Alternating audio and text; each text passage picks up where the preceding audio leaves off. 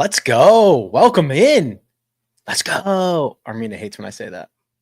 Welcome in. Wednesday live chat. I feel like I've just gotten a bolt of energy. I don't know what it is, but I could run through a wall right now. But we are ready to rock and roll. This time is yours. We've got Bermuda Championship. We've got Dubai. That's where Rory and the boys are playing. That's a small field. There's a ton of value, by the way. I don't know if anybody's been paying attention, but if you look at the DraftKings pricing, there are some really strong players that are not nearly priced where they should in that field. But we're going to get to all of that and much more. Your questions, your concerns, your comments, anything you need, fired in the chat right now. I will go through as many as possible, and then I will go eat lunch. That is how this works. So before we get into that, couple of announcements, a couple of items that we hit right out of the gate. First, the weather. That pesky weather is going to be a large part of the storyline for this week in Bermuda.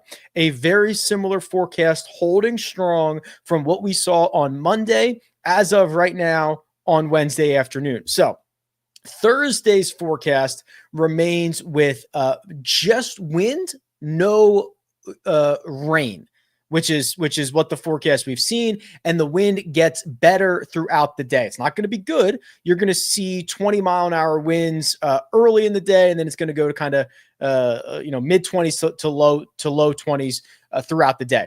The other thing to remember is that's not really much. That's normal in Bermuda, but 20 mile an hour still affects the golf ball, right? So it doesn't matter if that's normal or anything like that. It still affects the golf ball, but it's why these greens run slower. It's not going to be uncommon, but it is still going to impact golf.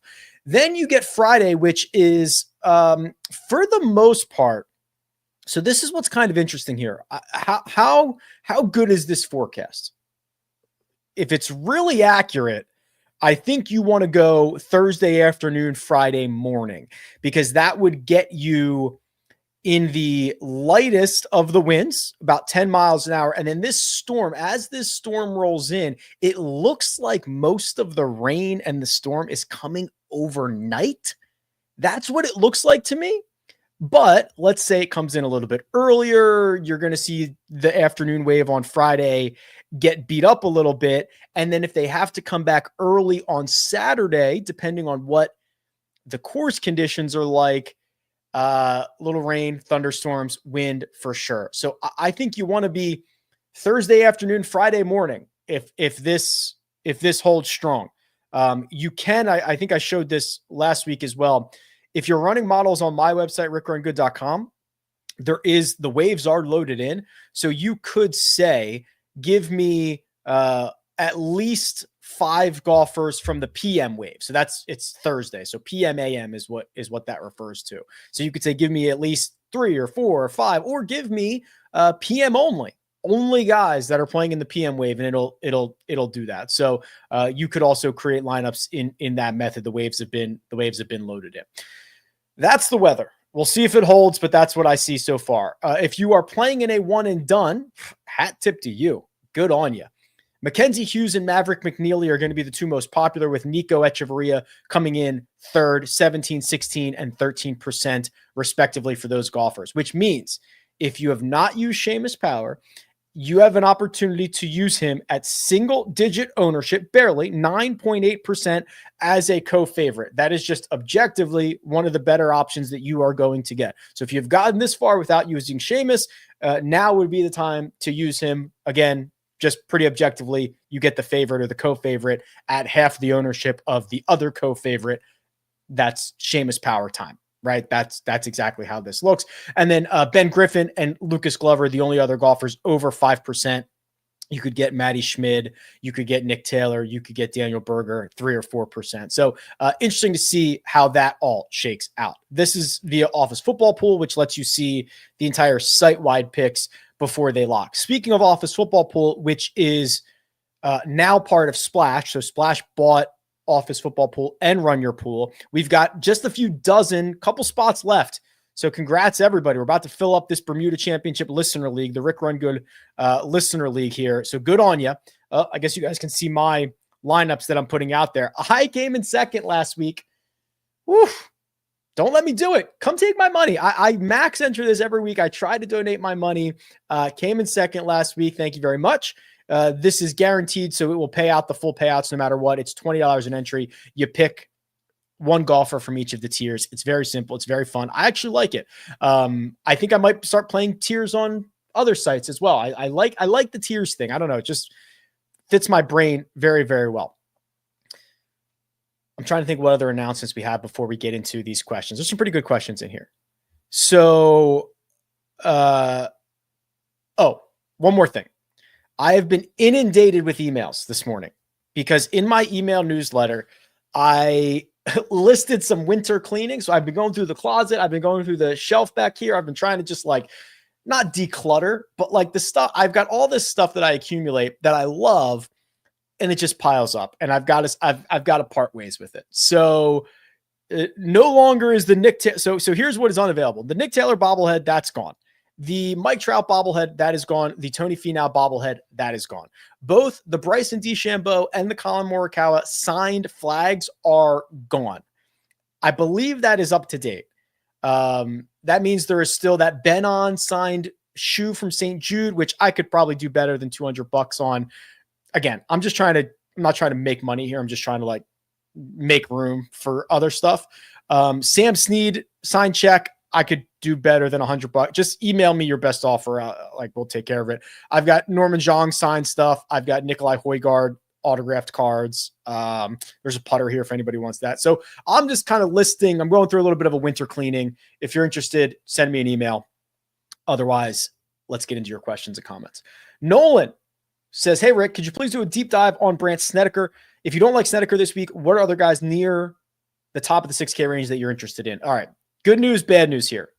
The bad news is I do like Brandt Snedeker this week, which is absolutely bonkers, right? Because I didn't think we were going to get to a point of his career anymore where Snedeker was going to be interesting. But look at what he's been up to. He's been losing strokes off the tee pretty significantly, but that is mostly due to distance. You're going to get a short golf course with wide fairways, and look at what he has done on approach: +6, +2.5, +2.3. Those are 2 fall events and a European Tour event. So that's his last 3. Czech Masters was the other one. The putter's always been good. So we've got a golfer whose biggest weakness will not be magnified here. His strength will be magnified. He has not played the Bermuda Championship before, which is I guess not all that surprising. It's only been around for 6 years. This is about as good of an opportunity as you're going to get. It's not great, but I think it's good. So I'm with you there. If you don't want to go with that, top of the 6K range, let's see if I have anybody favorited. Kelly Craft, this is the only time and place you could play him. Richie Wawrinski is $6,800. You are getting a guy who played well on the Korn Ferry Tour, trying to jump up and regain a little bit of confidence and some points. And then Snedeker, you can see those are the guys that I've favorited. Ryan McCormick is in there as well. So the guys that I mean, listen, I don't keep anything from you. The guys that I have favorited are the ones that I have clicked their name for one reason or another, because I want to be reminded of them. I'm going to play them. I'm going to bet them. I'm going to do whatever. So makes a lot of sense there. Thoughts on Gim? Yeah. So Doug Gim, $9,600 coming in at about 10.8%, or excuse me, 20.8% ownership. I would have loved to have seen what the strokes gained numbers were from the Worldwide Technology Championship, the event in Cabo. I would love to have seen how he putted, if he was even near a 0, because we're getting 2 really good putting performances, especially by Doug Gim's standards in the last couple of weeks. Very different golf courses. I think this should be a good spot for him to continue his great tee to green play. He is a much better golfer now than he was a year ago. We're getting signs of the putter coming around. So yeah, I think you've got to be pretty positive on Doug Gim. Hey, Rick, good call on last week's first round leader. Yeah. Rico Hoey, right? Rico Hoey. And it was a 3-way tie. So he did get dead heated 3 ways, but otherwise, yeah, that was nice. I think it was 5 under was the number there. Oh, for this week. Sure. Let's see what we can find for this week. Again, I think you're probably going to want some afternoon golfers, which is usually rare because the golf course is usually better for first round leaders in the What am I thinking of? In the morning. Sorry, I was going in 19 different directions. Let's see where Richie Werenski's playing. Is he playing in the afternoon? No, he's not. He's playing in the morning. Not that that's the end all be all, but I just want to kind of get a feel for the types of guys that are going out in the afternoon. Ben Griffin, Mackenzie Hughes, Rico Hoey, Ches Reavie. That would be interesting. Hayden Springer would also be interesting. So let me check that real quick. We've got Hughes as a PM guy. That's good. Sorry. Griffin. How about Griffin? Morning guy. How about Andrew Putnam in the afternoon? Could be pretty interesting. I think the answer is probably... I want to click Hayden Springer's name here for a second. I want to look at his stat profile because he's now popped up a couple of different times for me. He is $7,500. Yeah. +3. Yeah. He does this thing where he is. Yeah. Very volatile, which for our purposes is good, right? Plus, gaining 2, 3, 4, 5 strokes from tee to green in a single round and then giving it back, but we don't really care about that. Is he going out in the afternoon? He is. Okay. So I think maybe Hayden Springer or... So I'll give you a couple options here. Mackenzie Hughes would be the top option, like the top of the board. Andrew Putnam, Hayden Springer, I think are viable first-round leader options. Richie Werenski, although he's going out on the wrong wave. I tried to do a deep dive on how in the world Luke Snyderjans is playing this tournament. Oh, I can find out for you. I can look at how he's in. That's Ollie's brother, isn't it? Let's see. He is in on a open qualifier. He Monday queued. That's how he got in. Let's see what else we got. Thoughts on Ben Coles this week? All right, Tyler, let's pull up Ben Coles' profile here. It's my website, rickrungood.com. If I haven't mentioned that, I probably should have. Everything you see is from my site. Really good numbers here, right? The ball striking numbers from the U.S. Open have been splendid. He is miserable on and around the greens. Is he any good on Bermuda? He kind of is. So he's very bad on Poa annua. He's pretty good on both Bermuda and bent grass. I want to look at his driving accuracy. Yeah, okay. So this is probably the time to unleash him. He's played well here before. So here's what we've got. A bad putter who's getting a good surface, a great ball striker who should be able to continue to take advantage of those opportunities, a short hitter who will not be punished for that, an accurate player. Think of the guys who have won this golf tournament. Brendan Todd, Brian Gay, Camilo Villegas. I'm forgetting a few others. Accurate drivers. Ben Coles. It's time. I should probably bet him. Rick, two bright stars that are not in Dubai are Hovland and Ludwig Oberg.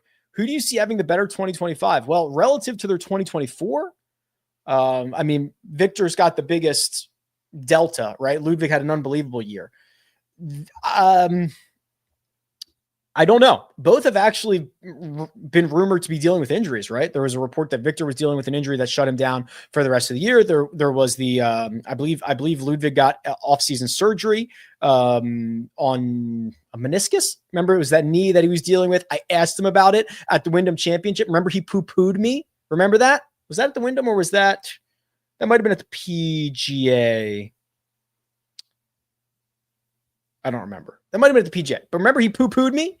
Don't worry about it. No, it's not a thing. Ended up being a thing. I think just reality-wise, Ludwig there's less that can go wrong in Ludwig's swing than in Victor's swing, especially because he's always trying to recreate things. So I expect both of them to have big 2025s, but I think Ludwig might have a higher floor, and Victor might have a higher ceiling. How much of a difference could the wind make if the forecasts hold? A stroke on average.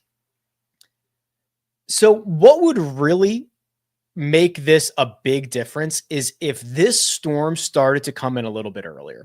These 25 to 27 mile an hour winds overnight on Friday, if those started coming in even at, 3 or 4 or 5 o'clock on Friday, assuming they're going to play until whatever sunset is, that would really make a pretty big difference. Maybe a stroke and a quarter.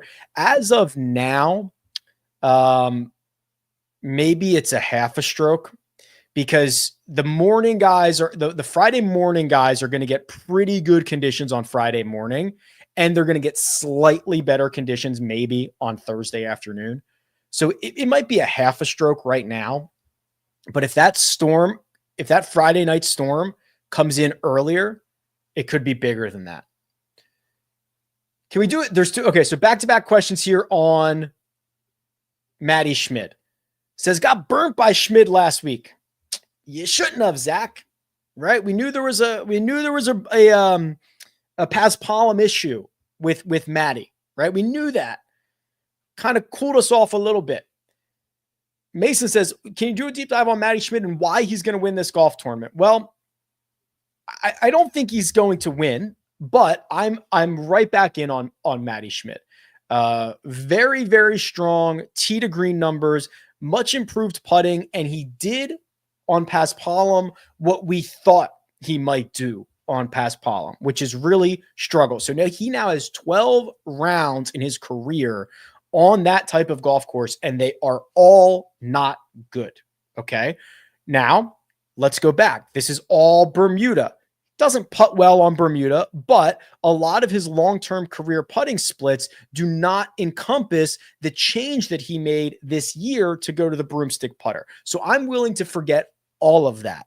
I think we are going to get a pretty good week from Matty Schmid. He finished third here last year. He made the cut in 2022. All of those that were burnt, the 18.3% of you, forgive quickly, right? From the words of Lacey Homa, forgive quickly. And let's get right back on Matty Schmid. Let's hope that others forget about him. Mike Cavalunas, who does the ownership projections for Rick Run Good, is projecting about a 14.5% ownership on Matty Schmid. Yeah. Let's go. The bottom of that 9K range, really good place to get different, in my opinion.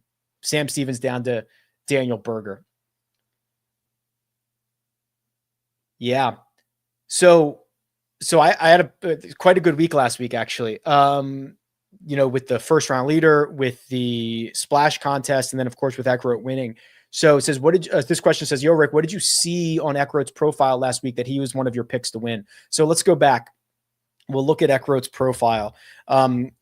The real big thing is, especially in these types of fall events, is what's your upside? Can a golfer actually win? Well, he'd already won this year. He flashed the upside at the Wyndham Championship, 8.9 strokes there.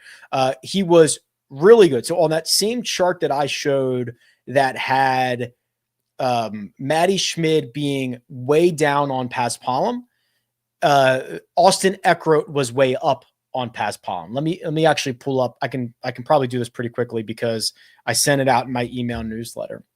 So if you're not subscribed, it's rickrungood.com/newsletter. You can check it out. It's free. And I actually believe the goal for next year is going to be, I'm going to do 2 a week, a Monday morning and a Wednesday morning. So the actual email was called the Paspalum Specialists.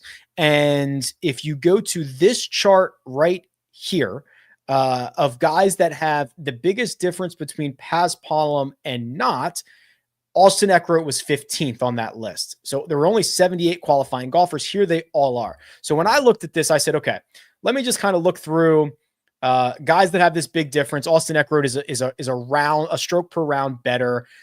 Which one of these guys above, like, who on this list do I think can actually win? Brandon Wu has been playing horrible. No. Brem, no. Chad Ramey, no. Rafael Campos, no. Tim Wilkinson, no. Martin Traynor, no. Alex Smalley, maybe, right? Really like his talent, really like the upside. He would be on the short list. S.H. Kim, no. Nate Lashley, probably not, but he had, a very big multiple there. Cam Champ, no. Kevin Chappell, no. Joel Damon, I'm out on. EVR to go back-to-back, possibly. Josh Teeter, no. Austin Eckroat, yes. Right? So when you're looking at the top 20, there's probably only 3 or 4 of these guys that are Paspalum specialists that I think could realistically win this golf tournament based on upside and based on history. So that put Austin Eckroat into a short list already. Then you look at the ball striking numbers, the tee to green numbers, they were good enough. It was just kind of flyer, right? He gets the opportunity to kind of reset after struggling in the short game at the end of the year. Kind of all that. Is Tyler McCumber still a pro golfer? Good question. Haven't seen that name in a while. I assume he's playing somewhere, right? I've got him. Maybe he's hurt. I don't know. 2 WDs in his last 3 starts, and that was the American Express. I assume that is injury. Actually, I hope it's not, but it probably is, right? Because wasn't he playing on a major? Didn't he? Yeah, I think he was playing on a major medical anyway. So you look at no results in 2023. I believe that is because he missed the year because of an injury. I think it was a shoulder. Do not quote me on that, but I believe he started 2024 on a major medical, and the fact that he went cut WD makes me think he is injured. That's the way that I read that. Hey, Rick, Carson Young, form, course fit, Thursday PM, only for $7,800. Am I missing something? Okay, let's get into it. Oh, wow. First off, you guys know I've got it's a little bit of an Easter egg, but it's not even an Easter egg. It's it's a real thing. Like young Tom Morris has a profile page, right? So does old Tom Morris, right? The problem is though, I've got to figure this out. The database doesn't know the date. Right. So the database on years that are like 18 in the 1800s, the database is very confused by that. So I've got to figure that part out. But young Tom Morris, old Tom Morris is in here. Basically everybody who's ever played at least in a major championship is in here. Carson Young. Let's try that. Let's try Carson Young. There are also some Easter eggs that you might find for people who are not necessarily golfers that have golf results. Interesting. Here's Carson Young. So T2, T37 in his last 2 starts. His fall has been, it's been getting better, right? Missed the cut at the Pro Core, missed the cut at Shriners, but 3 out of his last 4 have been good. 4 out of his last 5, he's made the cut. Really good approach numbers, really good ball striking numbers. Let's see his Bermuda stuff. Putts, his best putting surface. Let's see his accuracy and distance. Yeah. Seems like a really good course fit, which is what you were alluding to here. Playing with confidence, playing with, has he played here before? He's got to have played here before. Missed the cut 2 years ago. Yeah, I'm in. Like a 7 out of 10. Just input my players to the custom model, and I am 7 a.m., 6 p.m. based on weather. How many should I abandon from the AM wave? Well, Bonesy, I'm not a meteorologist. I don't claim to be. I'm just trying to interpret what I think this weather forecast will do to golfers. It's nearly impossible, right? Predicting golf is hard enough. It is nearly impossible to try to do this. But half a stroke, if that's what we think it's going to be, it's significant, but not like somebody could absolutely win from the other wave, right? If it even gets to half a stroke.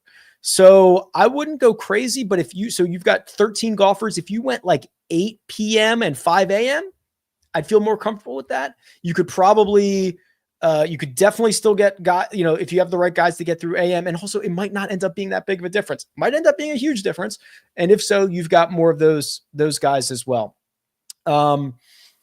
Your rank, please, on Rogers, Lauer, and Schmid. Yeah. So let's look at Patrick Rogers here because I have a feeling this will help with a couple of other items here. I'm not sure why Patrick Rogers got the $9,500 price tag, why he is going to be 16.5% owned. He's a fine player, but what are we seeing? I guess it's just the 4th and the 3rd, but that was 3 years ago and 2 years ago. What has he done since then? A bunch of 30th place finishes. Maybe he probably burns me and goes and wins this golf tournament, but I am not nearly as high on Rogers as seemingly the rest of the industry is. So I would probably go Lauer, Schmid, Rogers. Lauer's playing well. Lauer and Schmid, I think, are close. Schmid's been playing better for longer. Lauer pops up, and this, again, should be a really good spot for him. And then Rogers, I just like, because of a tournament he played 2 years ago and 3 years ago, I'm supposed to be like bowing down to P-Rod. I don't know. It's not for me. If he wins, he wins, but He's also sponsored by Bob's Watches, which is what Kurt Kitty. I got to get that sponsorship, right?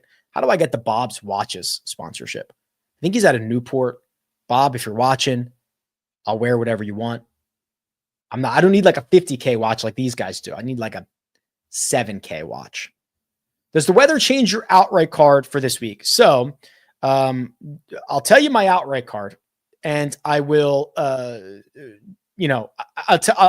don't bet what I bet. Go bet whatever you want. But I will tell you that my card is Ben Griffin at 20-1. So he is in what I would consider the wrong wave. It is Grayson Sigg at 40-1, which again, he would be in the wrong wave. And then Nick Taylor, who is 50-1. And did I scroll past him? Also in the wrong wave. So I've got 3 guys in the wrong wave. I made these bets prior to tee times coming out. So I didn't add anything. I might tonight I probably won't wake up early enough tomorrow because they're 4 hours ahead of me. But before I go to bed tonight, would I add one that is a PM guy? If I did, it might be Daniel Berger, although I think that number is a little too short. I don't think I'd go as, Wesley Bryan. I want to support him, but I don't think I'm probably just going to roll with those guys. Honestly, the numbers on the PM guys, I think have been kind of beat up and I don't need it. What's shaking, Rick? Not much.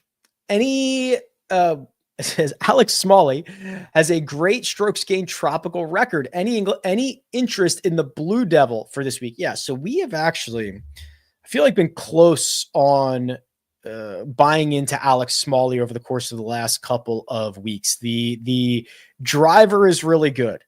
The ball striking is good enough. I like this, right? A 10 shot difference, even if it's a -3 to a +7 or a +7 to a -3, I'm okay with him being able to catch fire at times. And the putter is not as good as I would like, but it's not unheard of for him to put it together a +3 week. Doesn't putt great on Bermuda, even though it is his best surface. Probably not, but I think we're getting close here. I think if I were to see another good ball striking week with like a +2 putting week, and he finishes inside the top 20, I think that maybe, what's his history at the RSM? Has he played it? Yeah, like a miscut 5th and 44th. I could get in on that maybe, depending on what the number is. So not yet on Alex Smalley, but we're close. Alejandro Tosti, I think he finished like dead last or very close to it last week. And if I remember correctly, that it's been a very big struggle for him. Also, I'm not sure his skill set really. Oh, I lied. He finished T9 at the Shriners. He was really bad in Cabo, but the Shriners result is really his best result since Houston. Yikes, that's not great. I don't think that, remember, Tosti is a very long hitter of the ball. I'm not necessarily sure that strength is great. He's horrible on Bermuda grass Bermuda grass putting. He sprays it. He's, long and inaccurate. That's not a great combination here. His wedge plays not good. The putter's a problem, especially on Bermuda. So no, we'll catch Tosti later. Rick, what do you think about Fleetwood at 8-1? All right. So I can transition for a couple minutes over to the DP World Tour Championship here. You're not getting me to bet Tommy Fleetwood at 8-1, especially in a field that has Joaquin Niemann, Rory McIlroy, Terrell Hatton, Shane Lowry. Like just not, right? We've got Tommy winning issues already. If you want to bet him at 8-1, that's fine. I hope he wins, but I would much rather bet the other guys. There are a couple of really mispriced golfers in this field. And I'll try to pull up the latest odds on this. The first one being so Rasmus Højgaard is here. He is 20-1 and $9,800. Last 36 rounds, he is the 4th best player in this field. He will be on the PGA Tour next year. So remember, he missed out on his tour card last year by 1 spot. He is firmly in the top 10. He will be on the PGA Tour next year. Won the Irish Open, finished third at the British Masters, finished fourth at the Spanish Masters, the Andalusia Masters, bunch of other really good finishes this year. Rasmus at 20-1, very good number. The other one that like smacked me in the face is Nicholas Norgard Moller. If you've been following this, or if you have been reading the newsletter, this dude is scorching hot right now. Super athletic. He is 28-1. He is a masher off the tee. He's I think Iona Stevens said this on the broadcast last week. Muscles on muscles. Dude is fit. You can see it in the numbers here. Rory McIlroy had a quote today where someone asked him what he likes about the Earth course. He said, there's a lot of fairway bunkers at 310 yards, and it's nice to be able to fly those. Yep. You know who else can? Nicholas Norgard. Okay. This dude is legit. Look at this profile. He's 28-1. Would not surprise me in the slightest if he won this golf tournament. He's $8,800 on DraftKings. Not as super exciting, but also I just think a little bit mispriced are two guys in the 7K range, Alex Fitzpatrick and Matteo Manassero. So Fitzpatrick is 50-1 and 7,800. Matteo Manassero is 80-1 and 7,300. Alex has been really good. Alex is, I believe, I don't know if he's in position to get his tour card.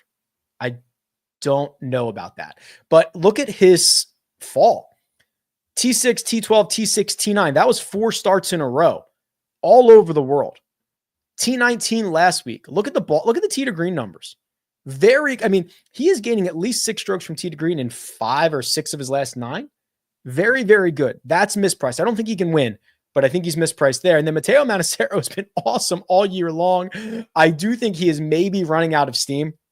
You can see the last 4. He's losing off the tee. He's losing with the putter. It's been a lot of golf for him. He has accomplished, I believe, the goals he needs to get to the PGA Tour. This might just be him running out of gas at the finish line, but I don't see that for Fitzy. I don't see that for some other guys. So it's a really cool field over there. They're going to get started tonight, right? It's a small field, so they don't need to start super early. I don't know what time that starts on the East Coast, but that's going to be a really compelling field. I'm excited about that. Thoughts on Bridgman? Yeah. So if you put everybody in this field over the last 2 years, which I know is long term, but everybody in this field for Bermuda this week, I believe he's the number 1 player. So go to the Holy Grail. Yeah, it's right here. Go to the Holy Grail. Since the start of the 2023 season, 168 rounds. Jacob Bridgman is number 1. And that's, of course, including a lot of Korn Ferry Tour stuff, but it's also including all this recent PGA Tour stuff, which even with this streak of missed cuts earlier this summer has really started to get it back on track, has really started to put together a lot of really strong finishes. So I'm in on Bridgman as being a very, I don't know if valuable is the right word, but like for his price, very well priced to make a little bit of a move on. What's the best way to use your data for prop picks for underdog or prize picks? So there's kind of a couple of ways. So I will tell you, it is a lot more difficult in golf. This is probably a good time, though, to do the underdog portion of the show, which looks like this. Woof, woof. That's Armina's job. So they're doing a $1,000 deposit match. The promo code is Rick. There's a link in the description. Right now, they have only DP World Tour stuff up. Okay, maybe I can refresh this and we'll see if PGA comes up. But when I had this up earlier, let's see. Is it still just golf? Yeah, okay. So no PGA stuff. It is DP World Tour stuff.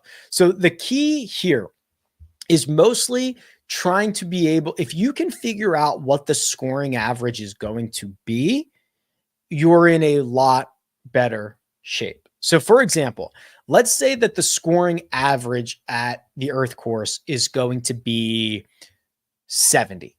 Okay. That means that Rory McIlroy would have to gain 2 strokes to the field to go lower.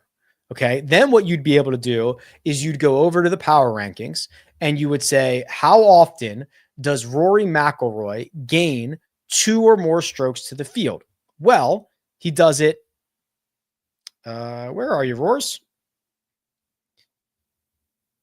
He does it 33% of the time. Probably not enough. Is that shocking to you? Well, in his last 36. So you could make this longer, but he is unbelievable at gaining one or more strokes to the field. So you say, okay, well, maybe it's not Rory this week. Well, Terrell Hatton does it twice as often in the last 36 as Rory does. And let's go see what those numbers are. Okay. And Hatton doesn't even need to gain 2 strokes. He needs to gain 1.5, 1 to get you the push, 2 technically to he needs to shoot a 68 to get you the full victory. So that's how I do it. That is, in my opinion, the best way to go about doing it. Birdies or better are a little bit more difficult. There's not as strong of data.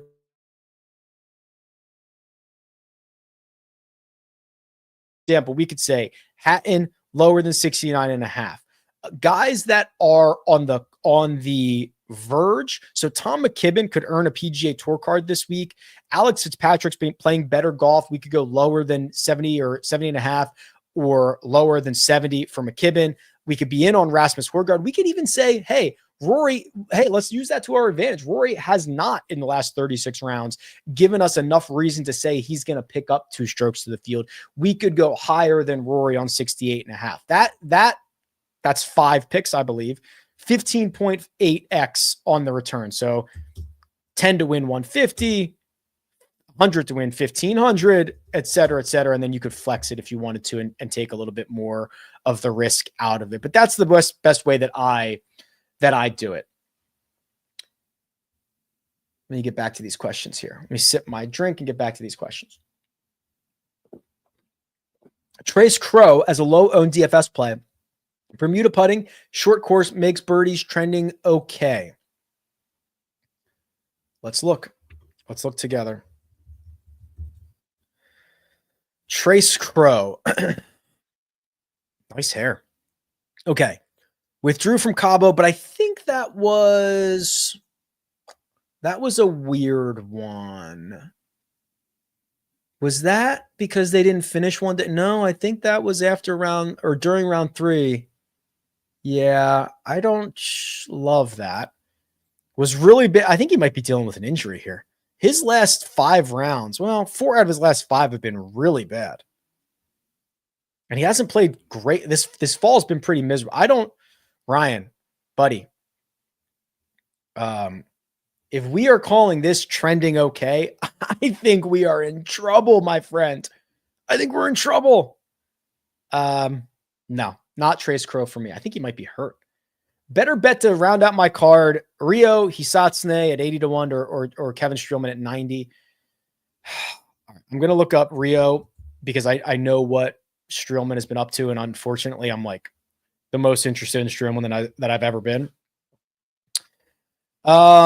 It's probably got to be Streelman. I think I'm not happy about either of them. Okay. I don't think they're great options, but Streelman had that high finish couple starts ago. What was that? I guess I can just pull it up instead of guessing. But he pops up on a lot of the short course models. Kevin Streelman pops up quite a bit. He had it was T3 at the Black Desert. His fall has been so much better than Rio's has been. I think you got to go Streel here, which is crazy. Yeah, George Bryan's in the field. So that's George Bryan and Wesley Bryan are both in the field. George is very talented. He is a flusher. I don't know if he's better than Wes, but look at what he did last year at the Bermuda Championship. He picked up 6 strokes on approach. The last time we saw him was at Myrtle Beach. Picked up 3 on approach. We've got to get the putter fixed. I think maybe now that this is another start for him, he's playing with Wesley the first 2 rounds, might be a comfortable pairing. I would not be super surprised if George beat Wes this week. I wouldn't. I think there's a lot of stuff he's got to overcome, but I'm optimistic about George. Glover wins, doesn't he? God, I hope not. But I wish we knew. Glover has been one of, if not, I think he's probably top 3 player this fall. I would have loved to have known what this column is right here, what his putting number was in Cabo, because that is really just going to tell the story, right? What is the putting going to do? If he putts well, he can win. If he doesn't, nothing to write home about. I'm going to hold off on Lucas cautiously. I'm scared, but I will lose money if Lucas Glover wins this week. Can we do a deep dive on Hardy and Coles? So we did Coles already. Let's do Nick Hardy, who has started to pick it up as of late. Let's see what he did. Okay, missed the cut at the Shriners. Okay, I love this. Okay, so bounces right back. So he had a 5-start stretch in which he put up 5 decent finishes, culminating in a T8 at the Black Desert. Misses the cut at Summerlin, and then boom, bounce back right away. We're not going to linger on the wrong side of things. We are not going to pout. We're not going to do anything. We're going to get right back to it. I think that this is what trending in the right direction, trending okay looks like. Not the Trace Crow profile, the Nick Hardy profile looks like he's trending okay. Great tee to green numbers. Results are following suit. Putter, give me something. But this is trending in the right direction. I wish Lauer was Scotty, so he'd be known as just Lauer. Or just, yeah. Okay, I don't know if I get that, but thank you for the comment. Do you think Seamus Power will win? If you ask me any single player will win, I'm going to say no. He's the co-favorite. He's got like a 6% chance to win this golf tournament. It's not a lot. I worry about this.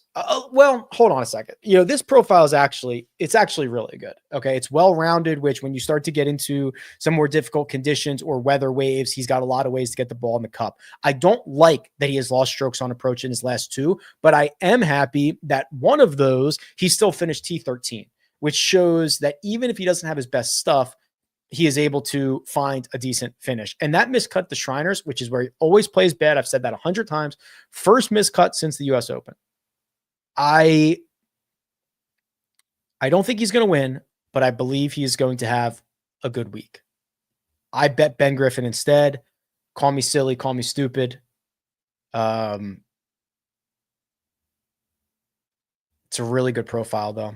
The more I look at it, the scarier it gets. How do you feel about David Lipsky here? He kept popping up for me and was interested in your thoughts on him. He had a very good, was it last week? He had a good round or a good tournament. I feel like I saw his name going nuts at some point. Yeah, last week, T6. Wow. Picked up strokes in all 4 rounds and 2 out of 4 at TPC Summerlin. So wow, 6 out of his last 8 rounds have been really good.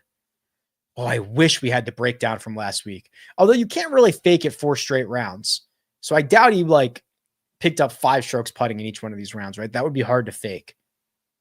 Okay. David Lipsky, $7,300. A little bit of a short-term flyer. Finished second at the Pro Tour. Was bad at Sanderson and Black Desert, but that's not the worst thing I've ever seen, especially for the price. Top 3 chances to win. Seamus Power, Mackenzie Hughes, Ben Griffin, or do you want like the non-standard answer? I think I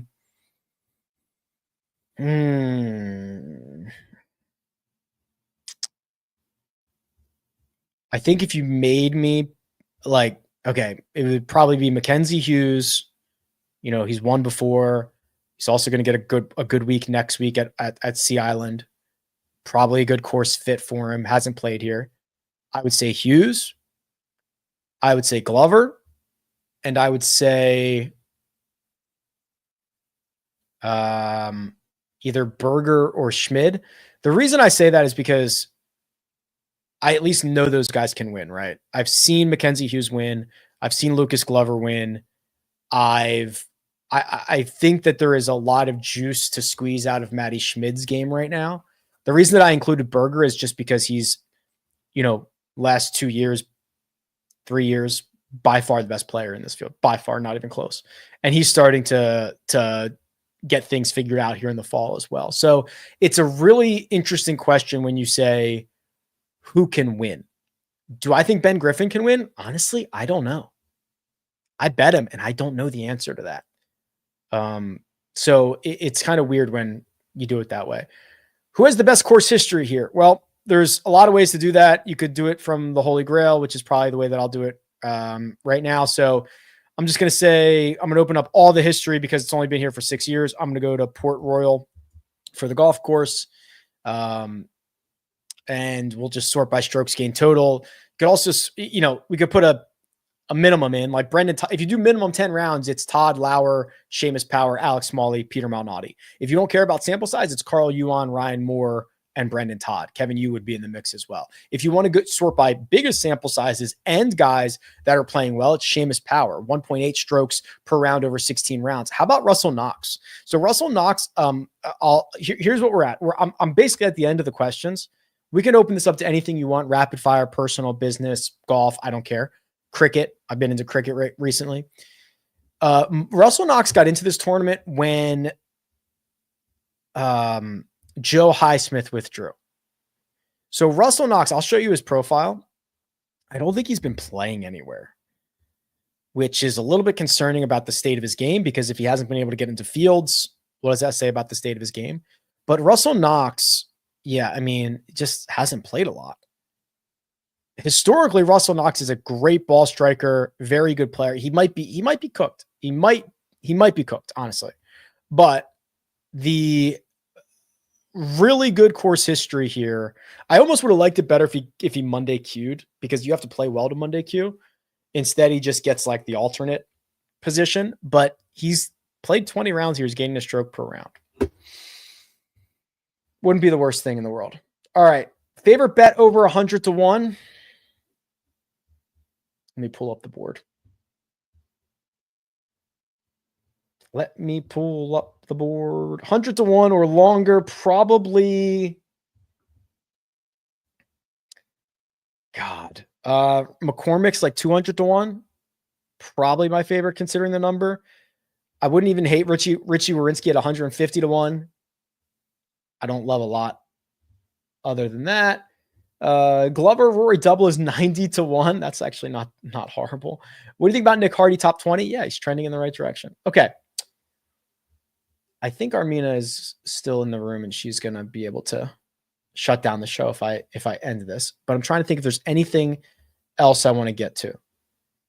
That splash contest, the listener league for this week, only has like 20 spots left. So you might want to get rocking and rolling on that. Link in the description for everything you need. The newsletter's there. It's free. Go sign up for rickrungood.com. Appreciate your support. It's all good. We are rocking here. Yeah. Armina, if you are there, shut down the show. And if you don't, I will shut it down. Goodbye.